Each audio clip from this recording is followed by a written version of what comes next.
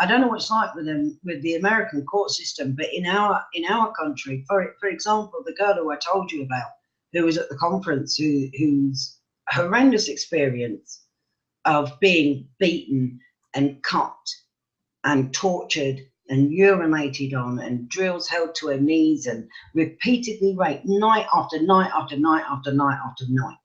On, you know, from the age of 13, this went on.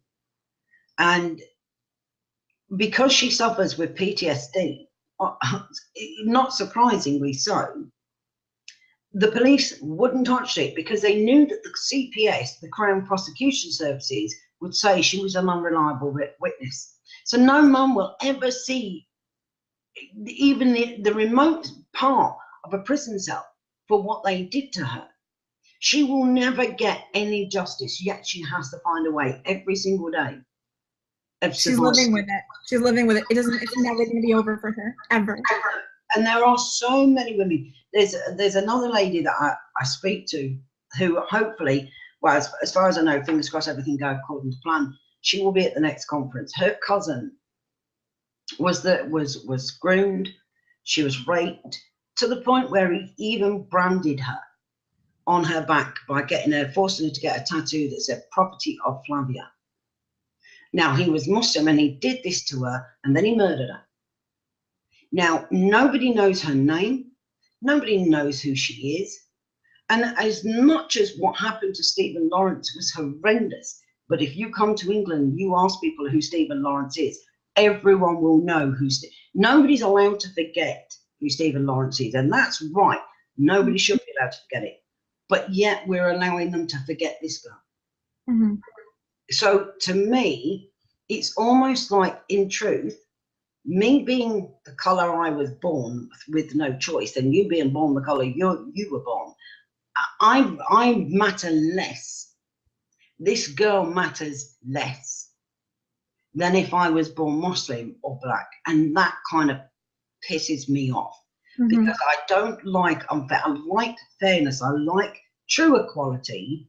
Is recognising that this girl suffered, and if we can help her, I mean, I'm going to be setting up a GoFundMe for her because she still needs help with her counselling. What's her day-to-day life? Sorry? What's her day-to-day life? What's her day-to-day life like? Yeah. Hard, really hard. She doesn't live a luxurious, rich life. She suffers with night terrors, depression. She has to be careful with, doctors will only give her a limited supply of certain medication because she has overdosed in the past, self-harm, and the only support she's got is her family. And although her family love her, they're not the best support in the world. And a lot of people will say, why doesn't she move out of the area?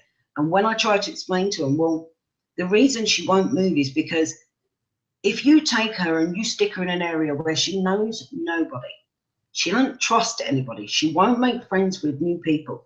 Understand. You're going to get up the next day and you're going to find a dead girl. That's what you're going to have. Yeah. Because it would be too much for her.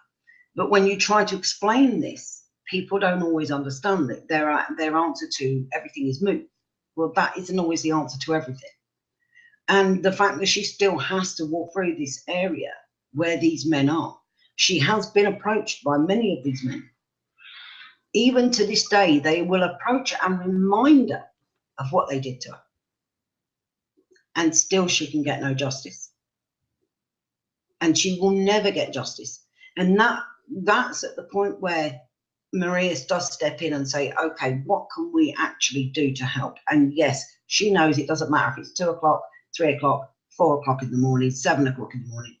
Do you want to give people a quick little summary of Maria's? Not everyone's going to know. Well, for those who don't know, it should be Mothers with Big Mouths, but it's not. Maria's is Mothers Against Radical Islam and Sharia.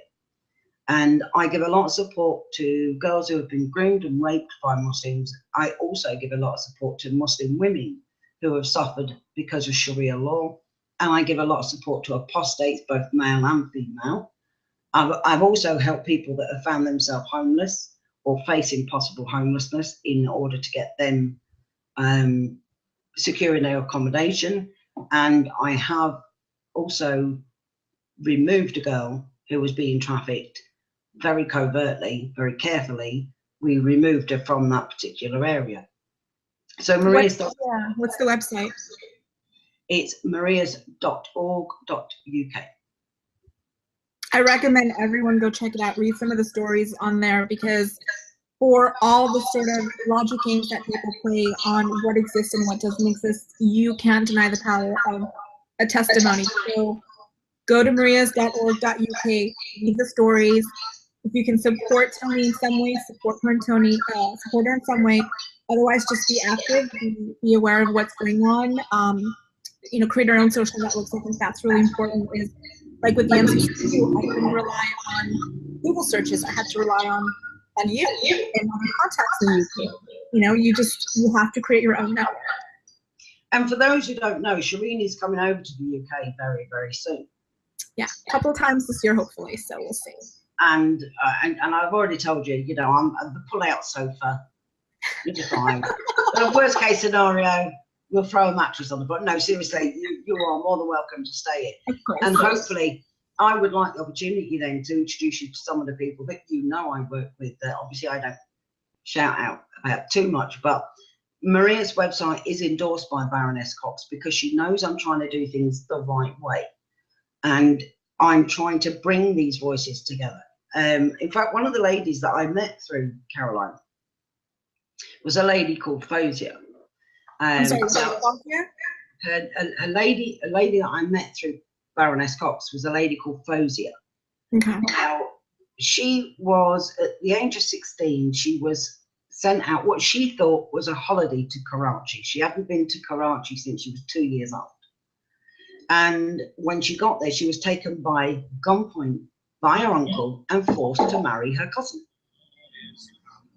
And people don't think these things happen. But they Hold on, give me 1 second. My 2 p.m. alarm came on.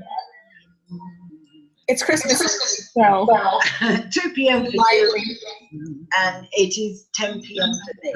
1 second. Let me turn on the start. Okay. I don't normally do Christmas music after Christmas. I just haven't changed it yet. So disclaimer. Okay, sorry. Can you go on? So she's going to go to Karachi on holiday. She was sent out by her family to Karachi. She believed for a holiday, and she hadn't been to Karachi since she was 2 years old. But when she got to Karachi, she was taken by gunpoint. A gun was put at her head, and she was forced to marry her cousin. Who put the gun to her head? Her uncle. Now, and you guys, if this sounds far-fetched that an uncle would do it, let me tell you that my estranged uncle in Pakistan, who I haven't seen in over 20 years, I think, found out that I'm doing reform work, and in a very cute public Facebook message or comment said that he finds it his duty as the guardian to stop me and to do whatever it takes to stop me. So Pakistan is also a country that I would visit, even for the upcoming invasion of a much-loved cousin. And this is real. People feel like they have a right as a male, as an elder, to do whatever the hell they want to. And they actually believe this. So this is not something far-fetched. This happens. And I do find that Muslim women find it very, very difficult to actually put their experiences, write their experiences together, and put it down in writing for it to be shown and shared. People find that really, really difficult to do that. What happened with Fazia after she was forced to marry? She managed to escape and get a divorce from him, and I'm not sure who it was she married, but she did face more abuse, more domestic. Being in Pakistan. Or did they come back here? I'm not sure how she got back here. I mean, I've not had a chance to sit down with her. I have actually got her website. I'll dig her website out and I'll send it over to you so you can have a read of it, because she's got her entire experiences written up on her website. But she and I have spoken at length, and I've explained what Maria sees, and she's another lady who straight away said, absolutely, you and I, we need to start tackling this issue together. And we were talking about the whole investigation into Sharia courts in the UK. But the people they've got investigating these courts, Shireen, they're people that are going to sit there and go, oh no, these are fine. This is fine. What's this? It's no problem. And therefore end up seeing it enshrined in UK law, and that cannot be allowed to happen. So I'm hoping when you come over that if we can arrange it for a meeting between myself and Fozia and you and other like-minded women, and it would be great as well at some point if you and I could get out to Canada to Rye Hill, Mm-hmm. do the same thing there.